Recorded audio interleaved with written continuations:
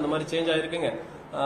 அதனால எங்களுக்கு கால அவகாசம் வந்து வேணும். அதுக்கு வந்து ரெக்கமெண்ட் பண்ண சொல்லி தான் சொல்லியிருக்கு. எப்படியா டிஆர்பி போர்டு வந்து எங்களுக்கு அந்த கால அவகாசத்தை கொடுக்கணும்னு சொல்லிட்டு உயர்நீதிமன்றம் என்ன பண்ணாங்கன்னா, அவங்களோட கோரிக்கை நியாயமானதா இருக்கு, அதை நீங்க கன்சிடர் பண்ணி வேற தேதி மாற்றுறதுக்கு அதுக்கான இதை பண்ணுங்க அப்படின்னு சொல்லிட்டு உத்தரவு அப்படியே பிறப்பிச்சிருந்தாங்க. சரி, பிறப்பிச்சதோட மட்டும் இல்லாம இவங்க டிஆர்பியும் என்ன பண்ணாங்கன்னா நியூஸ் வெளியீடு வருதுங்க. அதுக்கப்புறம் ஒரு 2 நாள் கழிச்சு ஹிந்து தமிழ்ல வந்து வருது, தீவிரமான ஆலோசனை செஞ்சுட்டு இருக்கோம் இந்த தேர்வு வந்து ஒத்தி வைக்கிறது சம்பந்தமா அப்படின்னு சொல்லிட்டு. அப்ப என்னாச்சுன்னா தமிழ்நாடு முழுக்க இந்த நியூஸ் வந்து ஸ்ப்ரெட் ஆயிடுச்சு. மக்கள் படிச்சுட்டு இருக்கவங்க மத்தியில நமக்கு கால அவகாசம் கிடைக்கும் அப்படின்னு நினைச்சிட்டு ஓரளவுக்கு ரிலாக்ஸா இருக்காங்க, படிச்சுட்டு இருக்காங்க. அந்த செய்தி வந்துட்டு இருக்கும் பொழுதே வந்து இன்னொரு அறிவிப்பு வந்து அவங்க கொடுக்குறாங்க, சொன்ன தேதியில வந்து எக்ஸாம் நடக்கும் அப்படின்னு சொல்லிட்டு. அப்போ டீச்சர்ஸ் வந்து ரொம்ப இதாயிட்டாங்க, மன உளைச்சலுக்குள்ள போயிட்டாங்க. அனைத்து டீச்சர்ஸும் ஏகப்பட்ட கால்ஸ், என்னாச்சுங்க இப்படி பண்ணிட்டாங்கன்னு சொல்லிட்டு. அதுக்கப்புறம் நாங்க என்ன பண்ணோம்னா, தமிழ்நாடு முழுக்க இருக்க எல்லா டீச்சர்ஸுமே டிஆர்பிக்கும் இமெயில் மூலியமா அனுப்புனாங்க, லெட்டர்ஸ் அனுப்புனாங்க. சிஎம் செல்லுக்கு 0000 சொல்லி ஒரு நம்பர் இருக்கு, அந்த நம்பருக்கு வந்து நம்ம குறைந்திருக்கும் நம்பர்னு சொல்லி கொடுத்துருந்தாங்க. அதுக்கு கால் பண்ணி புகார் பதிவு செஞ்சாங்க.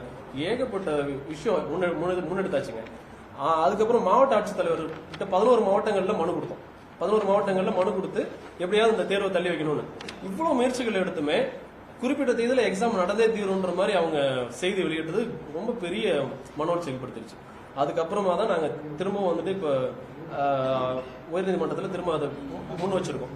எப்படியாவது வந்து இதை தள்ளி வைக்கணும்னு கேட்கிறோம். நாங்க எக்ஸாம் வந்து தடை கோரணும், எக்ஸாம் நடத்த விடாம பண்ணிடணும் அப்படின்றது நோக்கமே கிடையாதுங்க. ஏன்னா நாங்க எல்லாமே ஆஸ்பிரன்ஸ், அதுக்காக தான் காத்துட்டு இருக்கோம். கடந்த 4 வருடமா இதுக்காக வந்து ப்ரிப்பேர் ஆகிட்டு இருக்கோம். அதனால எக்ஸாம் தடுக்கணும்னு நினைக்கிறாங்கன்ற மாதிரி ஒரு தப்பான ஒரு பிம்பத்தை ஏற்படுத்துறதுக்கு நினைக்கிறாங்கன்னு தெரியல. ஆனா அப்படி எங்களோட நோக்கம் இல்ல. எங்களுக்கு தேர்வு நடக்கணும், ஆனா கால அவகாசம் வேணும், அவ்வளவுதான், வேற எதுவும் கிடையாதுங்க. எங்களுக்கு அந்த கால அவகாசம் மட்டும் கொடுத்தாங்கன்னா தமிழக அரசும் ஆசிரியர் தேர்வு வாரியமும் எங்களுக்கு போதுமான கால அவகாசத்தை கொடுத்து இந்த தேர்வு நடத்தணும்ன்றதான் எங்களோட கோரிக்கை.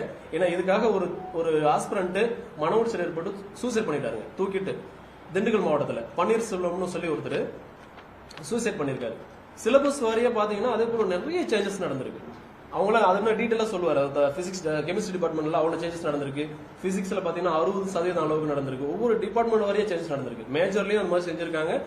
எஜுகேஷன் சைக்காலஜின்னு சொல்லக்கூடிய அந்த இதுலயும் பாத்தீங்கன்னா 60% அளவுக்கு சேஞ்சஸ் நடந்திருக்கு. அப்ப இவ்வளவு ஒரு ஹெவியான ஒரு சிலபஸ் வச்சுக்கிட்டு நம்ம தயாராகிறது ரொம்ப கஷ்டம். அதுக்காக மட்டும் தான் கால அவகாசம் கேட்கிறாங்க. அதனால எங்களுக்கு அந்த விஷயத்த தமிழக அரசும் ஆசிரியர் தேர்வு வாரியமும் சேர்ந்து எங்களுக்கு அந்த போதுமான கால அவகாசத்தை கொடுத்து தேர்வு தேதியை மாற்றி வைக்கணும். 1 மாதமோ 2 மாதமோ எங்களுக்கு அந்த நாளை வந்து வேற நாட்கள்ல வச்சு எங்களுக்கு அந்த வாய்ப்பை கொடுக்கணும்னு சொல்லி கேட்டுக்கிறோங்க. நன்றி.